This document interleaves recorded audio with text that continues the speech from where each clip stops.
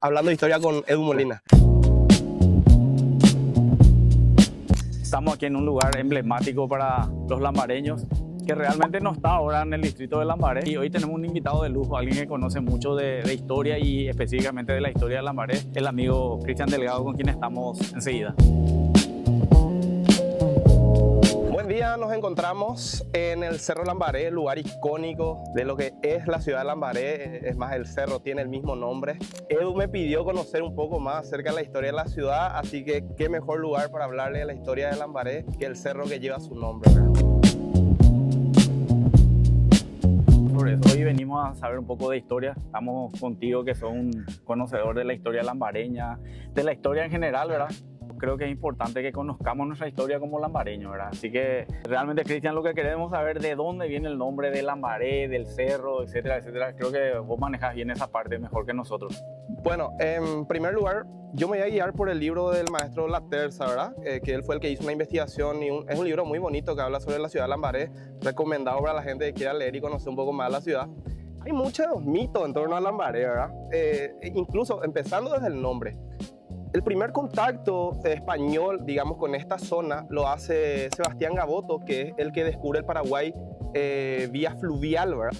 Y la persona que va a llegar después aquí va a ser Juan de Ayolas, el primero, que va a venir con la primera expedición de don Pedro de Mendoza, con el primer adelantado, mejor dicho, don Pedro de Mendoza. Y como en la primera fundación de Buenos Aires, ellos estaban pasando hambres y demás, don Pedro le encarga a Juan de Ayolas que busque un lugar donde, digamos, ellos se puedan abastecer y donde los nativos no sean tan belicosos, ¿verdad? En ese exactamente, porque en la primera Buenos Aires, cuando se funda la primera Buenos Aires, a ellos le querían asesinar mucho. Es más, quemaron unos cuantos de sus barcos, murieron unos cuantos hombres, pasaron muchísimas penurias, se estaban muriendo de hambre literal. Y don Pedro de Mendoza entonces le encomienda a su lugarteniente, Ayolas, que era el segundo al mando, a que vaya a buscar un lugar, ¿verdad? O sea, una consulta, ¿de ahí es cierto entonces que la primera fundación de Asunción realmente se realizó acá en las faldas del Cerro Lambaré, más o menos en esta zona? No. O sea, ahí llegó primero. El primer contacto, pero vamos a llegar a ese punto porque hay muchos mitos pues, en torno a esa situación, ¿verdad? Escuché algo de eso la vez pasada, pero... Sí, hay muchos mitos. No está mal tu percepción porque en realidad la gente piensa, entiende y cree mucho esa cuestión, ¿verdad?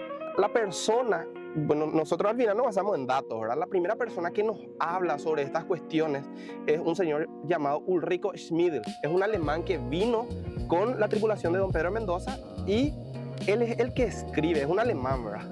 Pero ¿qué pasa? Con las traducciones y todo lo demás, algunas cuestiones se fueron perdiendo y cambiando, ¿verdad?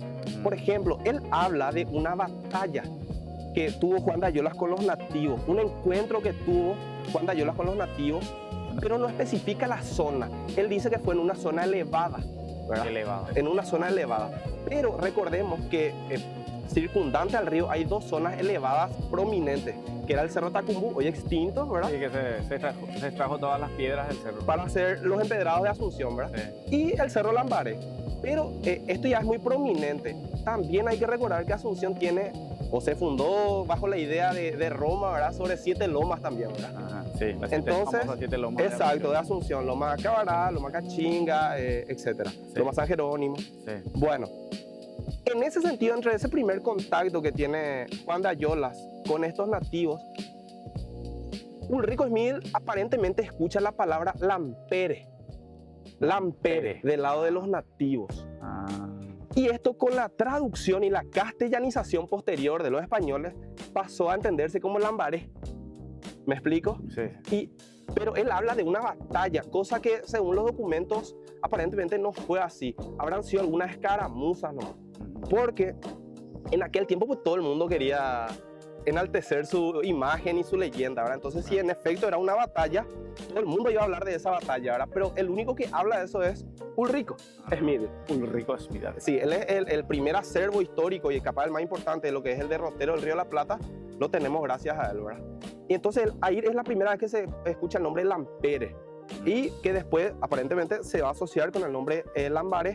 Así también Fulgencio de Remoreno y... hay otro historiador que ahora mismo no recuerdo su nombre, van a hablar sobre la cuestión de la denominación. Y van a hablar, Manuel Domínguez, si mal no estoy, van a hablar, pero van a hablar sobre el nombre Abambaré. que van a tratar de traducir desde el punto de vista de Avambaé, como lo que es del pueblo. Lo que es del pueblo. ¿Me explico? Sí, sí. Pero todas estas versiones no tienen un sustento bibliográfico, o sea, en el sentido de decir, bueno... Son relatos que se escribieron nada Sí, más. pero viste que para que yo pueda decir, bueno, de acá viene el nombre, yo tengo que tener un sustento también escrito en base a aspectos históricos, ¿verdad? Como Claro. el caso de Ulrico. Claro. Ulrico vino y él escuchó que los nativos dijeron Lambere, entonces se asocia a ese sentido. Y la cuestión de Ulrico también se tergiversa mucho porque la gente dice, escuchó eso, dijeron eso los nativos. Claro. ¿Qué es lo que dijeron los nativos? ¿Entendés? Y ahí, pero acá hay calles, por ejemplo, que se llaman Cacique Avambaré.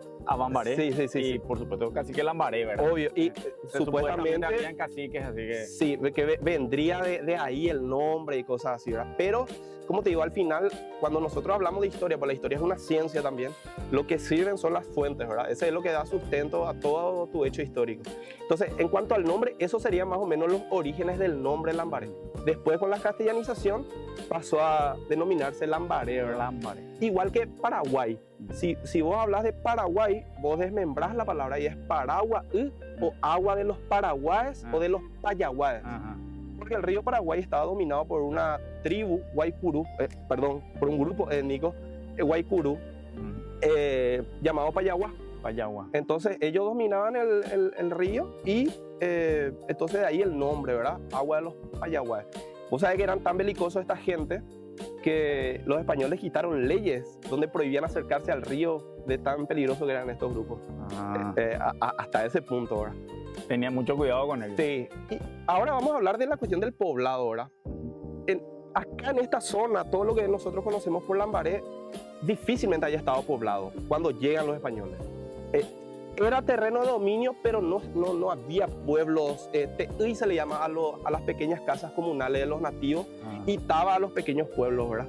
Y no había aparentemente eso o no se tiene registro. ¿Por qué? El primer adelantado viene en el 36. En el 37 se funda Asunción. 1500 estamos hablando. 1537, perdón, la costumbre de hablar solamente ya con los dos últimos números. Sí, para que la gente sepa, 1537. ¿Dónde se funda Asunción? Donde hoy está la Loma Cavara. Antes había un lugar ahí que se llama la Laguna Los Patos. En Sí, ese lugar se escuché funda, algo ¿verdad? de eso, sí. Al lado del Palacio de los López, donde estaba cerca del el Estadio Comunero y cosas así. En ese lugar, ¿verdad? En el centro histórico. Y ahí se funda Asunción y ahí se concentra el grueso, digamos, de lo que serían los conquistadores españoles. El primero que va a tratar de hacer como una especie de censo de los nativos y demás va a ser el primer gobernador del Río de, de Paraguay, que es Domingo Martínez Giralt. Y él en ningún documento le cita al cacique Lambaré, por ejemplo, o a Bambaré, o en ningún documento se le menciona. Se mencionan otros caciques, pero no se habla de él. Entonces eso también refuerza un poco la idea de que no existía un cacique en ese sentido con ese nombre, o al menos en los primeros registros. Directamente con el nombre de Lambaré, pero sí algún nombre similar podría haber sido. En cuanto al cacique, es mucho más leyenda que hecho histórico. Ajá. Es mucho más leyenda que hecho histórico, ¿verdad? Entonces, acá, volviendo al punto de la población, acá no había una población. Después se va a empezar a usar este lugar como para cría de ganado y demás, lo que es Lambaré. Y a este lugar incluso le llamaban la frontera, a lo que es Lambaré, porque era la frontera entre los carios y otros grupos guaraníes, ¿verdad? Entonces era como un terreno un poco... Los carios eran más asuncenos, vamos a decir. Exacto, es donde hoy es el microcentro de Asunción, ¿verdad? Sí, sí. Y entonces a este lugar le llamaban como la frontera, porque era colindante ya con otro grupo étnico. Entonces, por muchísimo tiempo en los documentos se le llamó de esa forma. Entonces, ahí tenemos ya dos cuestiones interesantes, ¿verdad? La cuestión del nombre y, digamos, los habitantes que estaban en este lugar anteriormente. Qué bueno. Después, en cuanto al nativo, o sea, en cuanto al cacique Lambaré, es otra cuestión mitológica porque es mucho más mito que leyenda. Y a veces como te duele en el sentido de decir, bueno, uno tiene una identificación Lambaré, el cacique Lambaré, ¿verdad? Pero es mucho mito, mucha leyenda también, porque en los registros no hay ningún documento que te diga en efecto existió un cacique Lambaré, ¿verdad? O al menos los españoles no hablaron de él. No tienen registro, no hay registros españoles. No hay registro español. Entonces, lo que difícil también es, o era en aquel tiempo, de que un lugar reciba el mismo nombre que el cacique. ¿Qué quiere decir? O sea, que un lugar se llame como se llamaba el cacique. No sé si me explico. Entiendo. Entonces es difícil que si hablamos de Lambaré o Abambaré, el lugar también se llame así por el cacique nomás. Entiendo. No, difícil era que eso ocurra ahora. Porque recordemos que la cuestión del cacicazgo era mucho por... Cristian, una consulta, no, disculpa que te Sí. interrumpa. Hay una leyenda también, ¿verdad? Que supuestamente Lambaré y Guarambaré eran hermanos, dos caciques hermanos, que supuestamente cada uno llevó a su familia a distintos parajes. Uno a lo que ahora conocemos como la ciudad de Guarambaré y el otro cacique Lambaré, supuestamente acá. Hay una leyenda sobre eso, no sé si algo se maneja. Sí, la al gente, respecto. la gente pues, intenta también darle mucho significado a ciertas cuestiones, ¿verdad? Ujú. Y en guaraní muchas palabras terminan de igual forma, ¿verdad? Entonces no quiere decir que tengan una relación necesariamente, ¿verdad? La gente a veces también empieza a tratar de darle un significado a ciertas palabras. En el caso de Guarambaré, Paneto, Atí y demás, eso eran guaras. O sea, eran territorios. Un guara es un territorio que en realidad estaba delimitado por accidentes geográficos. Normalmente era un río, un cerro, Un arroyo. Exacto, ¿verdad? Y estos guaras, vos ahí te podías manejar, vos podías cazar, cultivar, etc. Vos no podías cruzar al guara del otro. Eran como feudos. Exacto. Vos no podías cruzar al guara del otro porque eso implicaría ya entrar en una guerra entre grupos, ¿verdad? Por más de que sean guaraníes, no podían cruzarse los límites, ¿verdad? Por eso justamente a esta zona se le llama también la frontera, ¿verdad? En ese sentido. De ahí viene. Sí, voy a usar un ejemplo. En el caso sur, por ejemplo, el río Paraná recibe su nombre por los Paranás, que es un grupo muy belicoso también guaraní. Es más, el primer mártir franciscano, Juan Bernardo, él se va a intentar evangelizarle a esos grupos y le van a matar en un ritual antropofágico, ¿verdad? Cristian, una consulta. ¿Qué vos sabés de esta estatua? ¿Este es el cacique Lambaré o quién es? Y este es en honor justamente al cacique de Lambaré, ¿verdad? Ajá. Que, como te dije hace rato, es una leyenda, un mito, ¿verdad? Ajá. Que es símbolo también de nuestra ciudad. De hecho, la ciudad lleva su nombre. Y acá hay un dato interesante, ¿verdad? Sí. Lo de la Virgen. virgencita de bronce que está enjaulada. En un momento, esta virgencita, los dueños de lo ajeno llevaron, ¿verdad? ¿Cómo era? Cacique. Y se tuvo que volver a poner y ahora le tuvieron que enjaular, ¿verdad? Para que los dueños de lo ajeno no lleven de vuelta a la virgencita. Para que vean nomás hasta qué punto hemos llegado de que ni la virgen no se salva más, ¿verdad? Ni el cacique ni la virgen no se salva más. Entonces, por suerte hasta ahora sigue en un estado decente de conservación. Entonces, pero si te das cuenta, si comparás los tonos, se nota que es más nuevo el de la virgencita, por los tonos. Sí, sí. Está menos gastado y como que Pero recién este hecho. metal ya parece, no parece más bronce. Y no es sabría chapa, decirte. Sí, yo conozco, entiendo, es chapa, acá No está sé. soldado. El anterior era de bronce. Ajá. Yo sé que el que se robó era de bronce. Por eso era. Porque era del mismo material que el cacique, El ¿verdad? cacique. Pero ya después... Y es hueco, ¿verdad? Sí, se escucha que es hueco. Sí. Se escucha que es hueco. Por linda Y bueno, cultura. este ¿Quién es habrá nuestro- hecho este? Y vos sabés que no sabría decirte Hay que quién, investigar vos, ¿verdad? quién hizo, sí, Sí. no estoy seguro de quién habrá hecho.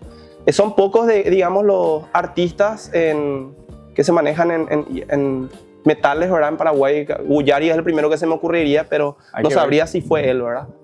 Oh, muy bien hecho está. Sí, sí, sí. Cambiamos un poco de lugar, Cristian, acá más fresquito. Espectacular acá el ambiente. Lo que te quería preguntar, Cristian, ¿qué más o menos vos manejas como historiador del tema de la fundación propiamente? Como villa creo que era el Lambaré en un inicio, ¿verdad? Una villa de Asunción. Sí, sí, sí. En el año 1766, Carlos Morphy va a fundar la villa que va a recibir ya justamente el nombre de Lambaré, ¿verdad? Justamente por eso que explicamos hace rato el nombre, de la interpretación también un poco de los españoles en torno al lampere y cosas así, ¿verdad? Sí, sí. Pero ya nuestro paso a municipio es realmente reciente, ¿verdad? O sea, Sí. la categorización de Lambaré ya como ciudad es ya en el año 1962, durante el régimen estronista. Sí. Ahora, hay una cuestión un tanto también, no sé si hablar de mitológico o leyenda en cuanto a por qué esa desmembración de Lambaré de Asunción, ¿verdad? Muchos dicen que los seccionaleros de esta época pidieron la desmembración algunos hablan de muchos intereses justamente de esa gente que pidió la desmembración. Entonces es un poco ahí, no es muy clara la cuestión de por qué Asunción se termina desmembrando ahora. Muchos dicen que fue por un pedido de las seccionales en tiempo chronista, estamos hablando de la dictadura ahora, que por eso justamente ellos pidieron la desmembración, pero algunos también hablan de muchos intereses por debajo de la mesa en ese sentido, que era propio en ese tiempo, ¿verdad? Sí. Muy propio en ese tiempo. Había mucho de ese tipo de cuestiones. Sí, así mismo, ¿verdad? Entonces, que justamente el hecho que nosotros perdamos el cerro es también justamente debido a esa situación, ¿verdad? O sea, Cuestiones de intereses, otra vez. Hay cuestiones políticas de aquel entonces. Tal cual, del periodo dictatorial, ¿verdad? Sí. Entonces, la fundación de Lambaré empieza como una villa, que es en el año 1766. Después, obviamente, no se le va a ver como villa, sino como un barrio de Asunción, ¿verdad? Y ya en el año 1962 vamos a tener la categoría. Un barrio grande. A mí me dijeron que se veía Lambaré como un barrio grande, pero semi-rural, porque había plantaciones, había mucha... más que nada, era como... había muchos tambos donde se sacaba leche, se vendía leche desde Lambaré. De ahí viene la historia de las burreritas que llevaban las leches y otros insumos al mercado municipal de Asunción. Tal cual, como hace rato yo te comenté, como todo se concentraba en el microcentro, esta zona se usó mucho para cría de ganado y cosas así, ¿verdad? Sí. De ahí justamente la cuestión de esa visión un tanto rural de Lambaré, ¿verdad? Que después obviamente fue cambiando con el tiempo. Hoy sí nosotros miramos Lambaré está completamente urbanizado, ¿verdad? Sí. Es difícil capaz de encontrar un terreno... digamos... Hay todavía, pero muy poco ya, sí, gente no, pero te digo que, sus vacas, que se podría usar para la explotación en ese sentido, por ejemplo, ¿verdad? Pero es... el crecimiento urbanístico que tuvo Asunción es exponencial en ese sentido. Y eso favoreció también la urbanización de Lambaré, ¿verdad? Tal cual, como de otras ciudades, ¿verdad? Sí, como el caso de Villa Lisa, San Antonio, Fernando, ¿verdad? Sí. Es más, yo siempre recuerdo una anécdota que el presidente de Sol de América, cuando se fue a comprar el terreno en la zona de Sol de América, eligió que estaba loco, ¿verdad? En la zona de Villa Lisa, y hoy es una zona totalmente urbanizada. Sí. Y incluso tus padres o mis padres siempre me comentaron que comprar terreno, por ejemplo, en la zona de Coca-Cola era campaña en aquel tiempo, ¿verdad? Sí. O sea, y hoy es una zona... Camino Ñemby, exacto. Sí. Hoy es una zona... Industrial cara, ¿verdad? Sí. Cara, comprar terreno en esa zona es caro y es muy difícil ya hoy por hoy. Ese crecimiento también urbanístico que tuvo Asunción, Gran Asunción, Lambaré, las ciudades aledañas, ¿verdad? Sí. En ese sentido. Bueno, ahora creo que podemos hablar un poco de este cerro, ¿verdad?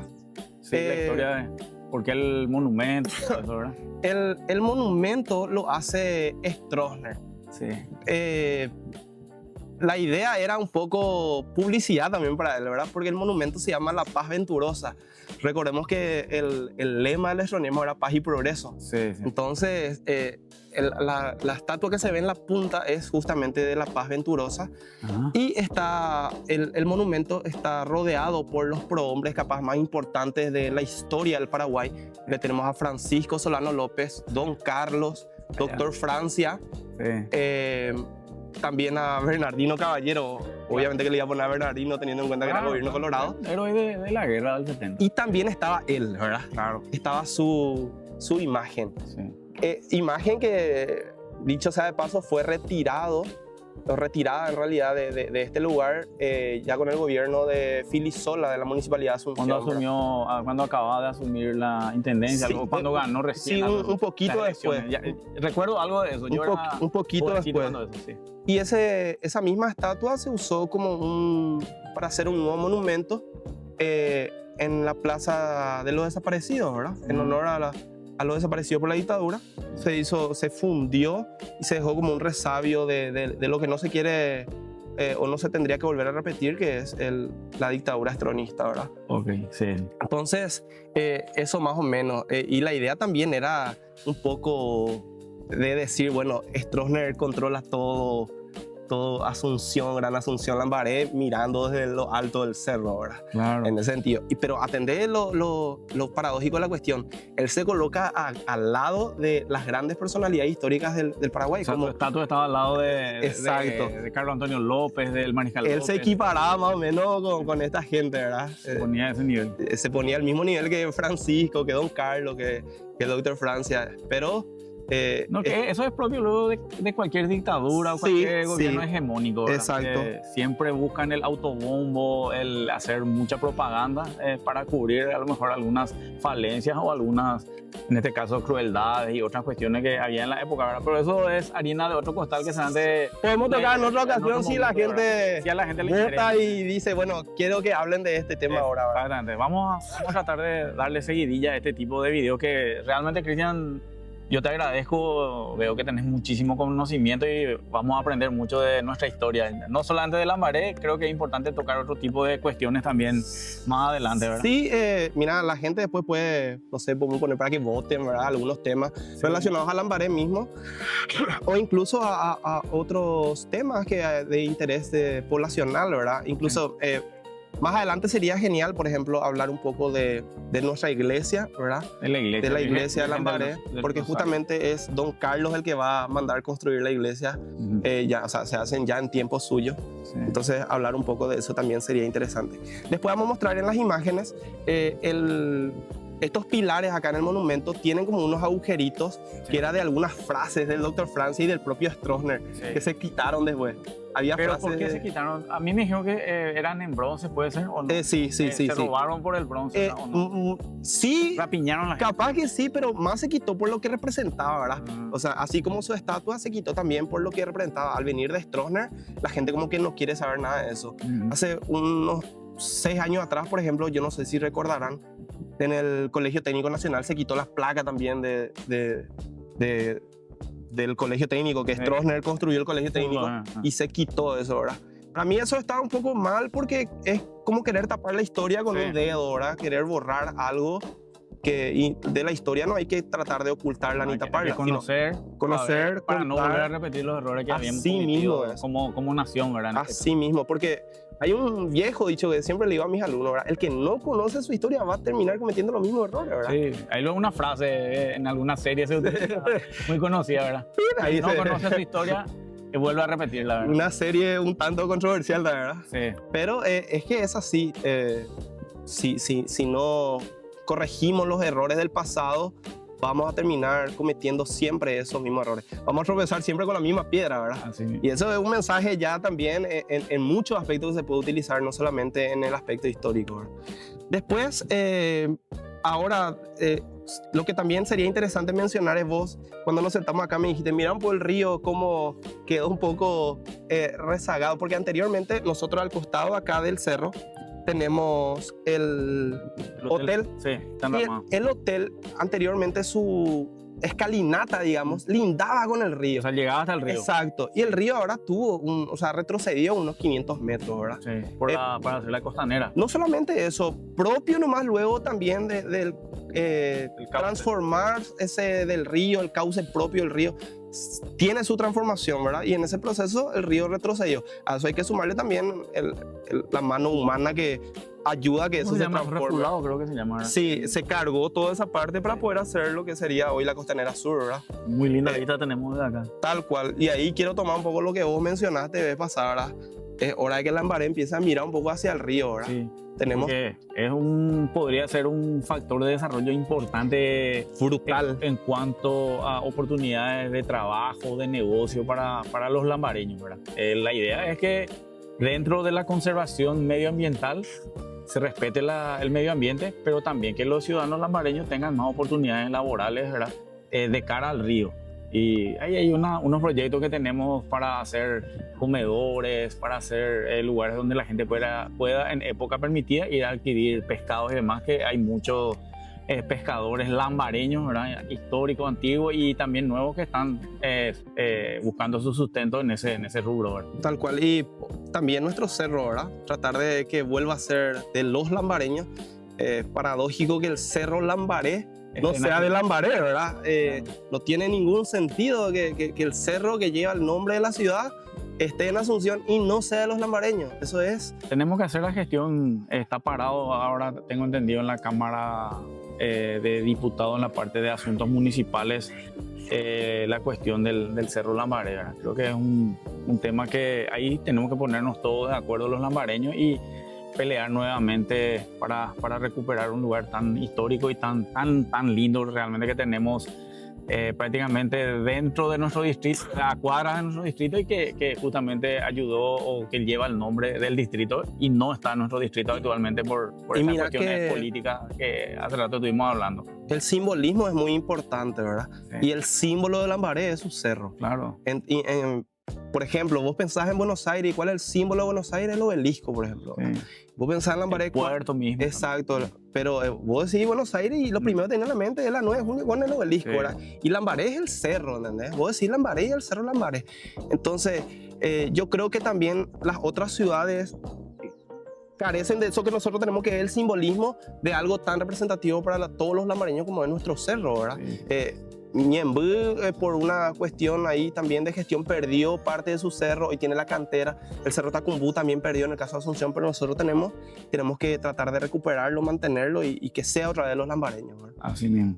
Bueno, Vamos a pelear por entonces vamos a ver qué vota la gente para que podamos hablar en otra ocasión sobre, no sé, algún tema de interés de ustedes. Quiero aclarar que yo no soy historiador, estoy estudiando la carrera de historia. Estoy terminando, ¿verdad? Si Dios permite, pero... Sí, investigas mucho sobre estas Sí, y cuestiones. soy profe de historia, ¿verdad? Mm. Soy profe de historia, pero yo siempre digo que no me quiero dar el título que todavía no tengo, ¿verdad? Porque uno lucha mucho para tener ese título y como para que te vengan a llamar nomás, no Sí. está bien. Quiero Está ganarme primero ese título y después para que me llamen así. Pero eso no quita el hecho de que enseño historia, estudio historia y creo que puedo hablar de eso, ¿verdad? Entonces... queda a cargo de la gente votar qué le gustaría hablar después de la ciudad o de algún tema en particular, ¿verdad?